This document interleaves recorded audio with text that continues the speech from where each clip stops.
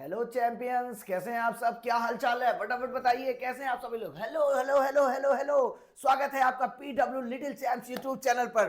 तो जैसा कि आप सभी लोग जान रहे हैं, हम लोग क्या करने वाले हैं, लास्ट मिनट रिवीजन सीरीज करने वाले हैं। वो भी सब्जेक्ट कौन सा, जिस सब्जेक्ट से आप परेशान थे। अरे सर एनसीईआरटी चाहिए, एनसीईआरटी का क्वेश्चन आता है, एनसीईआरटी से परीक्षा में पूछते हैं। तो भाई परेशान क्यों? एनसीईआरटी के सारे क्वेश्चन आंसर आपके लिए हम लेकर आ गए हैं और तेजी से करेंगे। 30 मिनट के अंदर हम 3 चैप्टर के क्वेश्चन आंसर को करने वाले। पहला चैप्टर नौकर होगा, दूसरा चैप्टर होगा वन के मार्ग में, और तीसरा चैप्टर होगा सांस सांस में बांस। ये तीनों चैप्टर हम करने वाले हैं और 30 मिनट के अंदर इसके सारे क्वेश्चन आंसर कर लेंगे, जिससे जब परीक्षा आए आपकी, परीक्षा में आने वाले सभी क्वेश्चंस को हम लोग क्या कर लेंगे, फटाफट देखते ही उसका आंसर लगा देंगे। तो नाउ हम लोग स्टार्ट करते हैं। Are you ready? Comment section में बता देना आप तैयार है कि नहीं, और उसी जोश के साथ तैयार रहिएगा, जिस जोश के साथ, जिस एनर्जी के साथ हम लोग आपको पढ़ाने चल रहे हैं। तो चलिए स्टार्ट करते हैं आज की क्लास। चलिए कम ऑन राइट नाउ। चलिए देखते हैं हम लोग क्या करने वाले हैं। 3 चैप्टर हैं, नौकर है, वन के मार्ग में, और सांस सांस में बांस।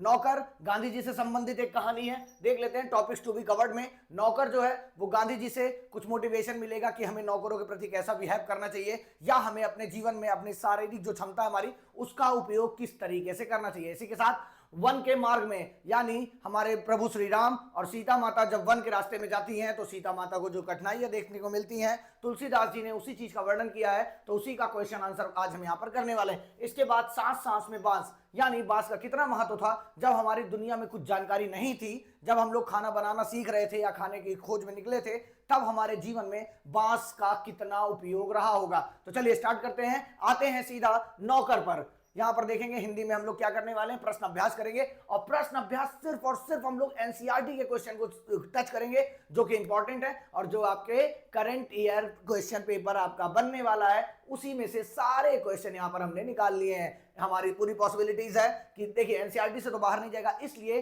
सीवाईक्यू हम लोग कह रहे हैं, करंट ईयर क्वेश्चन, क्योंकि एनसीईआरटी के सारे प्रश्नों को हमने कवर कर लिया। चलिए स्टार्ट करते हैं फटाक से, बिना टाइम वेस्ट किए। नौकर हमारा ये है, हम स्टार्ट करते हैं, देखते हैं कि हमारा पहला प्रश्न क्या है। पहला प्रश्न देखिए यहां पर लिखा है, मैंने आपको बताया गांधी जी से संबंधित ये चैप्टर है, आपने चैप्टर पढ़ लिया होगा। अब आप अपने फाइनल एग्जाम्स की तरफ हैं, तो मतलब आपने सारे चैप्टर्स को कवर कर लिया होगा। सॉरी। आश्रम में कॉलेज के छात्रों से गांधी जी ने कौन कौन सा काम करवाया और क्यों? देखिए गांधी जी के आश्रम में जब कुछ स्टूडेंट्स आते हैं तो उनको अपने अंग्रेजी ज्ञान पर बहुत ज्यादा गर्व रहता है कि हमें बहुत ज्यादा इंग्लिश आती है, ऐसा है वैसा है। मतलब जिसको आप कह सकते हैं नई जनरेशन के हिसाब से, जैसे कहीं कोई भी जा रहा हो और गांधी जी जैसे व्यक्ति अगर कहीं हो, वैसे उनके जैसा व्यक्ति बनना मुमकिन नहीं है इस समय में, लेकिन फिर भी जब वो आश्रम में कुछ छात्र पहुंचे तो उन्होंने गांधी जी से पूछा कि हम क्या कुछ काम कर सकते हैं। तो गांधी जी ने उन्हें किस प्रकार से काम दिया और कैसे वो भाप गए कि ये स्टूडेंट्स क्या किस प्रकार का काम चाहते हैं, उससे एकदम अलग डायरेक्शन में काम दिया। तो इसका सीधा सीधा आंसर हम देखते हैं। आश्रम में कॉलेज के छात्रों से गांधी जी ने गेहूं बिनने का काम करवाया। देखिए कितना बेहतरीन काम इन्होंने करवाया है, क्योंकि गांधी जी किसी भी काम को लेकर शर्माते नहीं थे। आगे चलते हैं।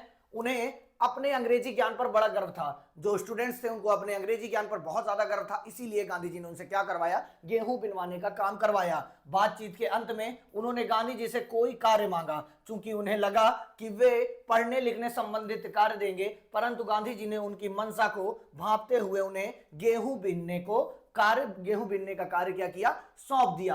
अब यहां पर आप सोच सकते हैं कि गांधी जी की मानसिक स्थिति जो थी कितनी तेज थी, वो लोगों को किस प्रकार से भांप लेते थे। और चैप्टर के एंड में बातचीत में जब स्टूडेंट्स बातचीत कर रहे थे तो क्या हुआ, उन्होंने उनकी मनसा को भांप लिया और उनको गेहूं बिनने का काम दे दिया। चलते हैं नेक्स्ट क्वेश्चन पर फटाफट। और देखिए यहां पर मैं आपके लिए सभी क्वेश्चंस को ले आया हूं, कोई भी ऐसा क्वेश्चन नहीं है एनसीईआरटी का जो छूटेगा नहीं। कुछ को हम यहां पर करेंगे, कुछ को आपको होमवर्क के लिए दे देंगे। फटाफट आगे चलते हैं। आश्रम में गांधी, देखिएगा आश्रम में गांधी जी कई ऐसे काम भी करते थे जिन्हें आमतौर पर नौकर चाकर करते थे। इस पाठ का नाम ही नौकर है। आगे देखते हैं। पाठ से 3 ऐसे प्रसंगों को अपने अपने शब्दों में लिखो जो इस बात का प्रमाण हो। अब देखिए इसको अपने शब्द में लिखना है, लेकिन फिर भी आपको एक मॉडल आंसर यहां पर आपको मैं प्रोवाइड कर दे रहा हूं। जब वे बैरिस्टरी से हजारों रुपए कमाते थे, उस समय भी वे प्रतिदिन सुबह खुद चक्की पर आटा पीसा करते थे। बैरिस्टर क्या हुआ, जो लॉयर की पढ़ाई इंडिया में करते हैं उनको लॉयर कहते हैं, लेकिन जो यही पढ़ाई लंदन में कर लेते हैं, यानी लॉयर की पढ़ाई लंदन में करके आप इंडिया वापस आते हैं, तो उनको क्या कहा जाता है, बैरिस्टर। वो पढ़ाई करने के बावजूद ये हजारों रुपए कमा सकते थे, लेकिन क्या करते थे, उस समय भी वे प्रतिदिन सुबह खुद चक्की पर आटा पीसा करते थे। आश्रम में वे सब्जियां छीलने का काम करते थे। आश्रम में वो और कौन सा काम करते थे, सब्जियां भी छीलने का कार्य करते थे। इसी के साथ आश्रम के नियमानुसार सभी लोगों को मिल बांटकर बर्तन साफ करना पड़ता था। एक बार उन्होंने बर्तनों की सफाई खुद किया। यह क्या हुआ, मतलब यहाँ पर जो बर्तन की सफाई थी वो गांधी जी ने क्या किया, स्वयं किया। आई होप ये क्वेश्चन आपको एकदम से क्लियर हो गया होगा। नेक्स्ट क्वेश्चन की तरफ चलते हैं हम फटाक से, देखते हैं आगे। देखिए, लंदन में भोज पर बुलाए जाने पर गांधी जी ने क्या किया।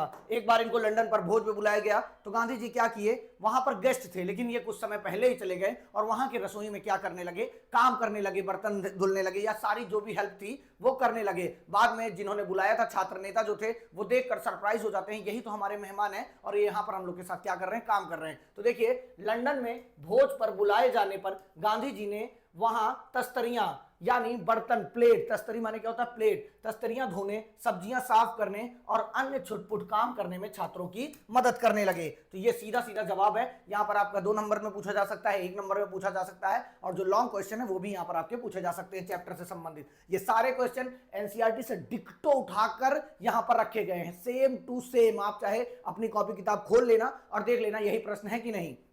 आगे चलते हैं, हम देखते हैं गांधी जी ने श्रीमती पोलक के बच्चों को दूध कैसे छुड़वाया। पोलक, श्रीमती पोलक जो थी ये गांधी जी के दोस्त की पत्नी थी। उनका बच्चा जो था वो उनका दूध पीना नहीं छोड़ रहा था, क्यों, और उसके कारण उनके सेहत पर बहुत ज्यादा प्रभाव पड़ रहा था। तो गांधी जी बच्चों को बहुत पसंद करते थे। उन्होंने अपने बच्चों को भी 2-3 माह बाद कोई भी ऐसी सेविका नहीं रखी जो बच्चों की सेवा करे, वो खुद अपने हाथों से बच्चों को प्रेम दिया करते थे। आइए देखते हैं, गांधी जी ने श्रीमती पोलक के बच्चों का दूध छुड़वाने के लिए वे बच्चों को मां से दूर अपने बिस्तर पर सुलाते थे। जबकि कभी कभी गांधी जी 1-2 बजे लौट कर आते थे भाषण वगैरह देके, तब भी वो क्या करते थे, उसको लाकर अपने पास ही सुला लिया करते थे।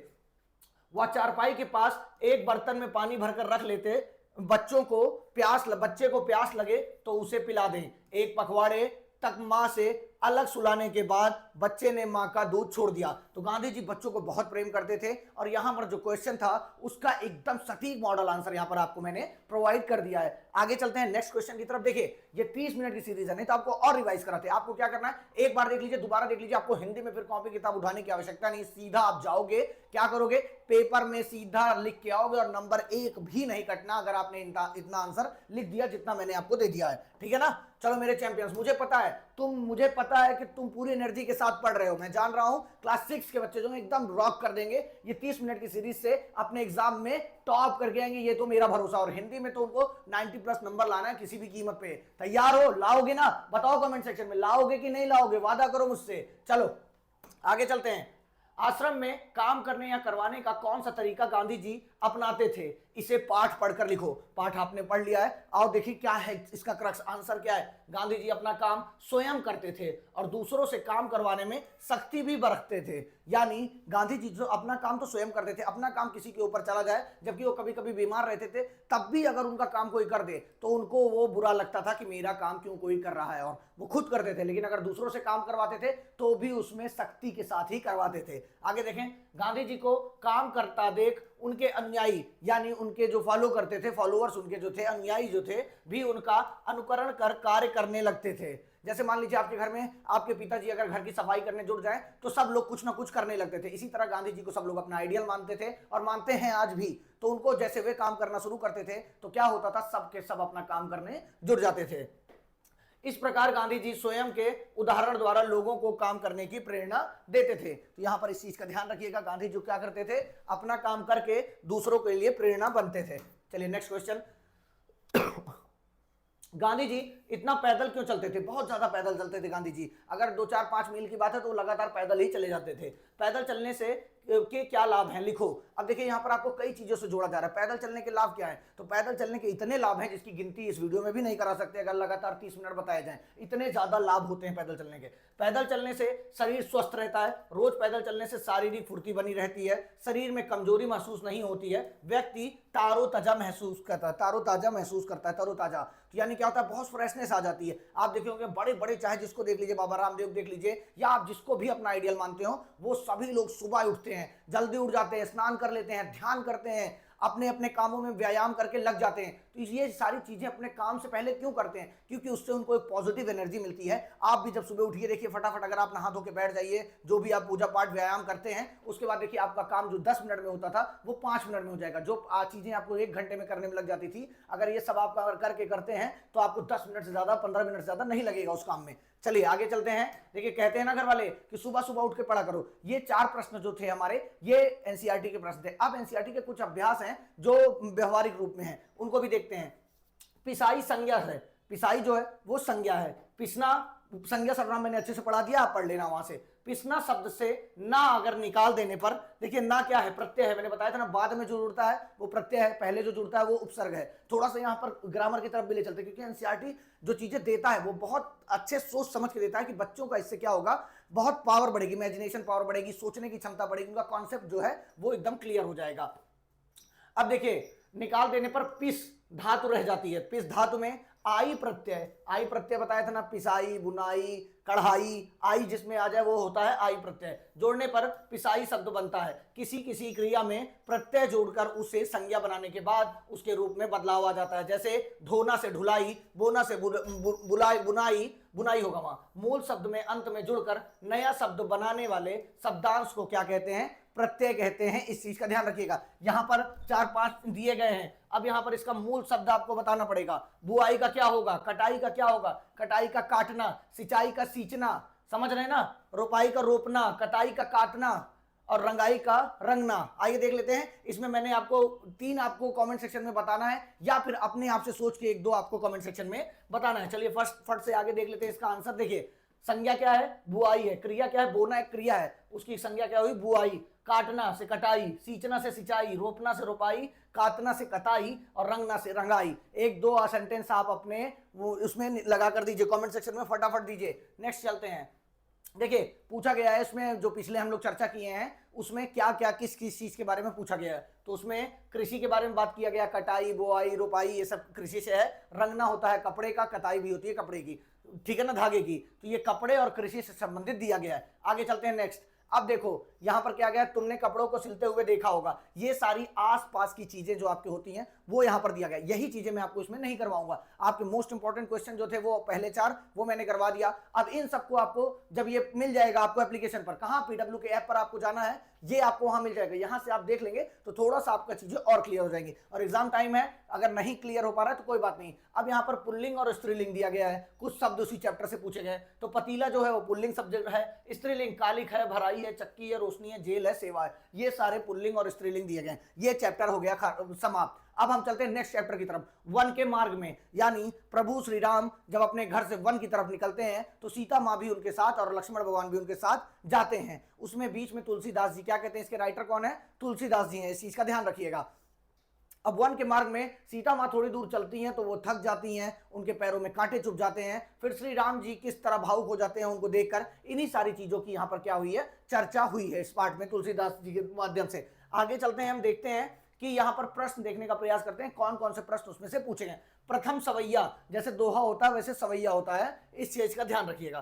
प्रथम सवैया में कवि ने, यानी कवि जो है तुलसीदास जी हैं, राम सीता के किस प्रसंग का वर्णन किया है? तो प्रथम सवैया में कवि ने राम सीता के वन गमन का प्रसंग किया। ये 1 नंबर का क्वेश्चन है और सिर्फ इसमें छोटा सा आंसर लिखना है कि कवि ने क्या किया है? वन गमन का क्या किया है? वन गमन प्रसंग का वर्णन किया है। यहीं पर यह क्वेश्चन समाप्त हो जाता है, जैसा कि मैंने पहले बता दिया था आपको। अब देखते हैं, वन के मार्ग में सीता को होने वाली कठिनाइयों के बारे में लिखो। जब सीता माँ श्री राम जी के साथ जा रही थी, प्रभु श्री राम के साथ, तो उनको कौन कौन सी कठिनाइयां हुई, आइए देखते हैं। बहुत छोटी सी एक, मतलब 4-5-6 लाइन में आपको पूरा चैप्टर वो खत्म हो जाता है कविता।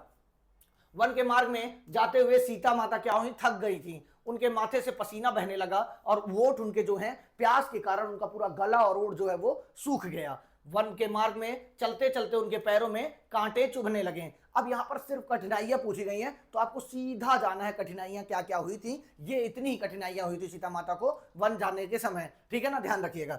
मतलब ये बहुत बड़ी कठिनाइयां हैं, लेकिन फिर भी सीता माता जनक जी की पुत्री थी, राजा थे वो, एकदम राजकुमारी की तरह रही हो, फिर भी नंगे पैर अगर वो वन में जा रही हैं तो ये बहुत बड़ा टास्क था उनके लिए। आइए देखते हैं नेक्स्ट क्वेश्चन जो इंपॉर्टेंट है। सीता की आतुरता देखकर श्री राम की क्या प्रतिक्रिया रही होगी? जब उनका इस तरह की आतुरता देखा उन्होंने तो श्री राम भगवान की क्या रही होगी प्रतिक्रिया? तो यहां पर देखते हैं, सीता जी माता की आतुरता को देखकर श्री राम व्याकुल हो उठते हैं। सीता को थका और प्यासा देख उनकी आंखों में आंसू बहने लगते हैं। जैसे मान लीजिए आपका कोई भाई बहन हो, कोई भी हो, आपका प्रिय हो, आपकी माता जी हो, और आपके साथ ऐसे कहीं चले जा रहे हैं और वो प्यास से गला उनका सूख गया है, पैरों में चोट लग रही है या कुछ भी हो रहा, तो आपकी आंखों में ऑटोमेटिक क्या हो जाएगा, आंसू आ ही जाएगा कि कितनी तकलीफ सहनी पड़ रही है। उसी तरह सॉरी, हमारे प्रभु श्री राम जो हैं उनकी आंखों में आंसू आ गया। वह इस बात से परेशान हो उठते हैं कि सीता को इतना कष्ट उनके वजह से झेलना पड़ रहा है, क्योंकि वन जाने को तो उनको कहा गया था, सीता माता को नहीं कहा गया था। लेकिन सीता माता ने अपना धर्म निभाते हुए क्या किया, अपने प्रभु श्री राम के साथ वन को गई और वहां पर उनको ये सब सारी कठिनाइयां देखने को मिली। और जब देखे प्रभु श्री राम की इतनी परेशानी आ रही है तो क्या हुआ, उनके आंखों में भी क्या हुआ, आंसू आ गया। आगे देखते हैं, श्री राम बैठकर देर तक कांटे क्यों निकालते रहे। जब माता जी के पैरों में कांटे लग गए तो प्रभु श्री राम ने क्या किया, बहुत देर तक उनके पैर से कांटे निकाले। कारण क्या था, आइए देख लेते हैं। जो लिखा है बुक में वही आपको बताया जा रहा है। राम से सीता की व्याकुलता देखी नहीं जा रही थी। लक्ष्मण पानी की तलाश में गए हुए थे, इसलिए जब तक लक्ष्मण लौट कर आते तब तक वे सीता की व्याकुलता और कष्ट को कम करना चाहते थे। यानी लक्ष्मण जी जो थे वो पानी लाने गए थे और तब तक प्रभु श्री राम चाहते थे कि सीता माता को जो कष्ट हुआ है थोड़ा बहुत, उसका थोड़ा सा आराम उनको मिल जाए। इसीलिए श्री राम बैठकर देर तक कांटे निकालते रहे, क्योंकि अभी उन्हें और चलना था। क्यों निकालने लगे, क्योंकि उनको अभी और आगे जाना था, क्योंकि सीता माता ने पूछ लिया था कि अभी हमें कितना और दूर चलना है, आपकी आखिर पर्ण कुटिया वो कहां बनेगी जहां पर हम लोग को जाकर रहना है। सवैया के आधार पर, जैसे मैंने बताया दोहा होता है, वैसे ये सवैया था, जो चैप्टर था सवैया है। ये सवैया के आधार पर बताओ कि 2 कदम चलने के बाद सीता का ऐसा हाल क्यों हुआ। सीता, जैसा मैंने कि बताया कि आपको, वो जनक जी की पुत्री थी और जनक जी राजा थे। देखिए, सीता राजा जनक की पुत्री थी, उनका जीवन राजमहलों में बीता था। इस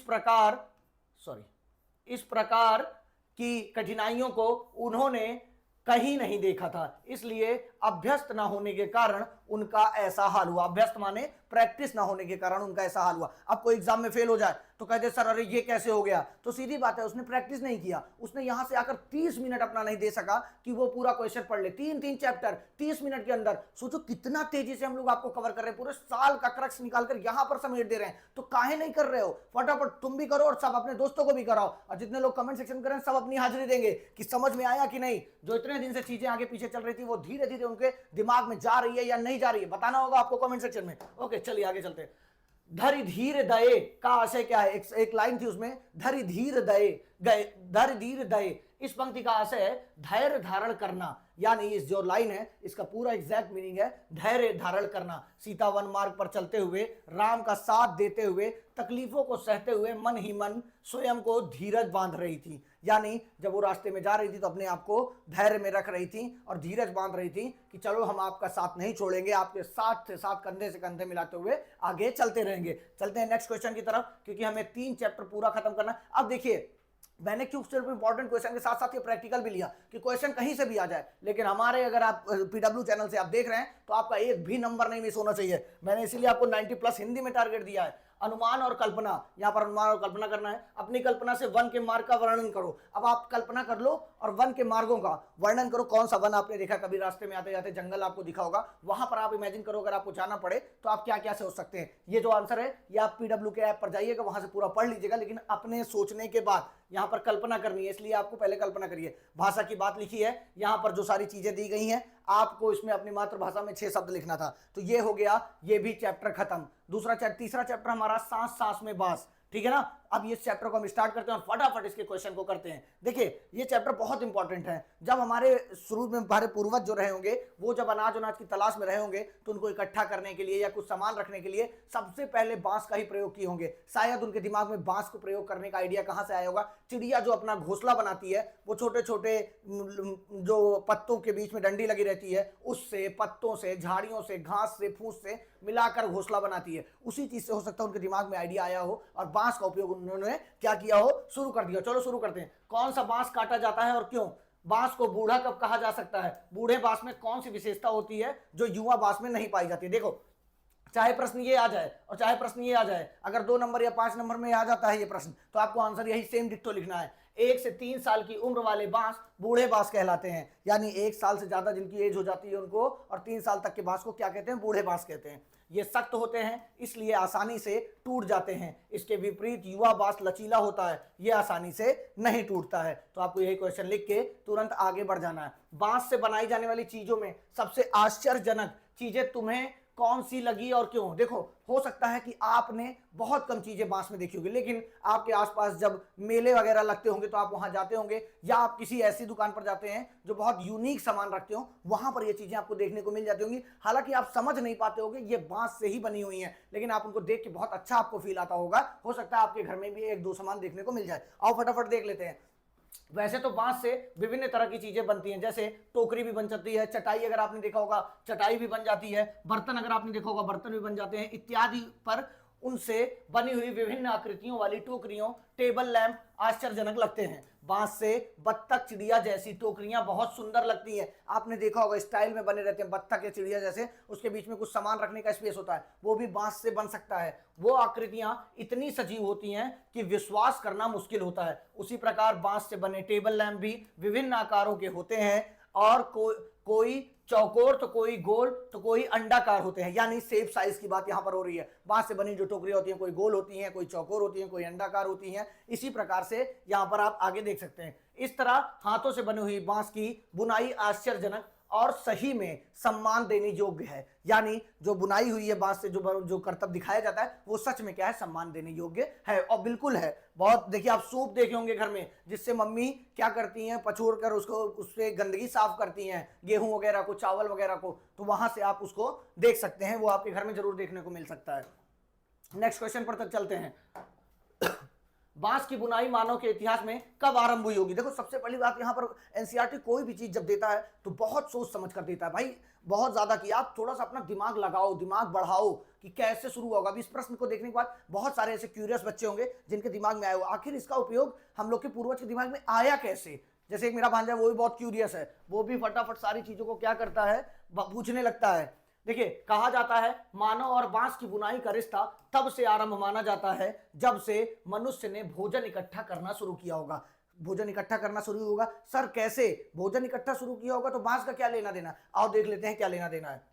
इसके लिए उसको सामान रखने के लिए एक छोटी टोकरी की आवश्यकता रही हो। जब भी आप कोई सामान लाते हैं कहीं ना कहीं तो रखे होंगे। उस समय हमारे तरह मार्केट नहीं होती थी कि जाओ बगल शॉप से ले आओ, बर्तन लेते आओ, बर्तन की शॉप अलग है, हर चीज, कपड़े की शॉप अलग है, ऐसा कुछ भी नहीं था। कपड़े के रूप में पत्ते पहन लेते थे लोग, जो आज हमने टी शर्ट पहन रखी है। और इसी तरह सामान रखने के लिए ऐसे ही अपने नेचर के आसपास से बांस वगैरह से बना लेते थे।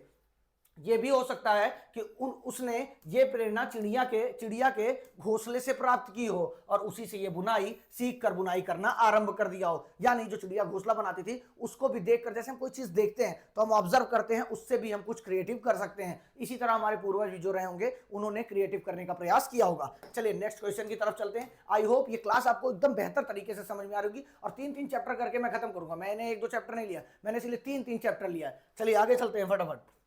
बांस के विभिन्न उपयोगों से संबंधित जानकारी देश के किस भूभाग के संदर्भ में दी गई है? बताइए, एटलस में देखना है। अब देखिए, यहाँ पर एटलस आपको मैं नहीं दिखा सकता, लेकिन हमारा जो मैप है अगर आप देखेंगे जो ऐसे ऊपर आता है और उसके बाद यहाँ से नेपाल के बाद ऐसे जो नीचे चला जाता है, तो यहीं पर हमारी 7 सिस्टर्स हैं यहाँ पर, ठीक है ना? ध्यान दीजिएगा, ये हमारा भारत का मैप अगर आप देखेंगे, जगह कम पड़ गई यहाँ पर, तो यहीं पर हमारे 7 सिस्टर्स हैं। इस चीज को ध्यान रखिएगा, 7 सिस्टर्स की ही बात की गई है। पाठ में उत्तर पूर्वी स्थानों के 7 राज्यों के बारे में बताया गया है। यहाँ पर बांस का बहुत प्रयोग होता है। इसमें विशेष तौर पर उत्तर पूर्वी स्थान के एक क्षेत्र नागालैंड की बात की गई है, ठीक है ना? अब नागालैंड हो या आसाम हो या मिजोरम हो, वहां पर आप जाएंगे देखेंगे बांस के द्वारा घर भी बनाए हुए होते हैं, क्योंकि वहां पर ऐसा स्पेस नहीं होता कि सीमेंट और ईंटों से घर बनाया जा सके। आप जब क्लास 4th या 5th में रहेंगे, एनवायरमेंट की किताब में आपने पढ़ा होगा कि बांस के घर कहां पाए जाते हैं, तो आसाम नाम वहां पर आया होगा। इसी प्रकार यहां पर उन 7 स्टेट की बात की गई है जो 7 सिस्टर्स हमारी कहलाती हैं। चलते हैं आगे।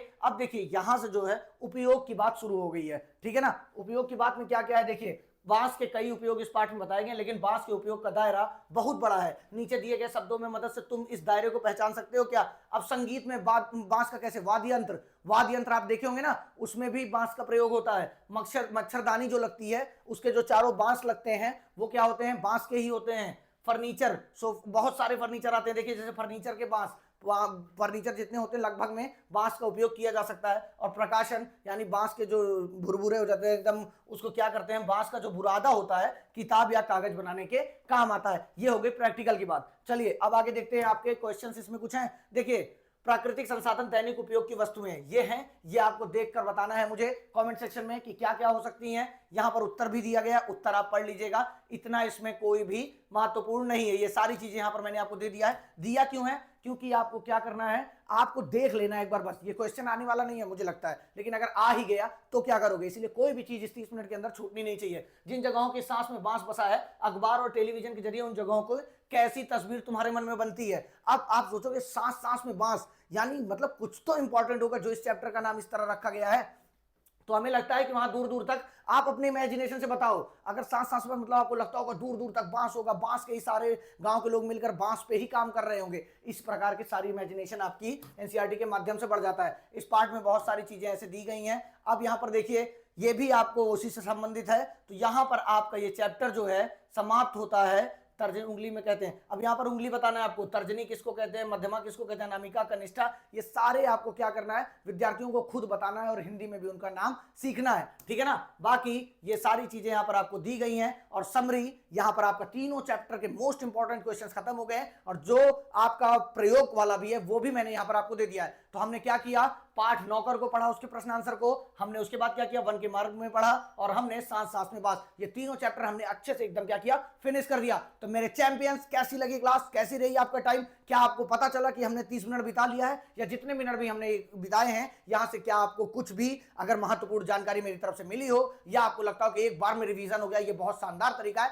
तो प्लीज कमेंट सेक्शन में बताना कि कैसी लगी क्लास मेरे चैंपियंस। तो मिलते हैं नेक्स्ट क्लास में, तब तक के लिए bye bye, tata, see you guys, bye.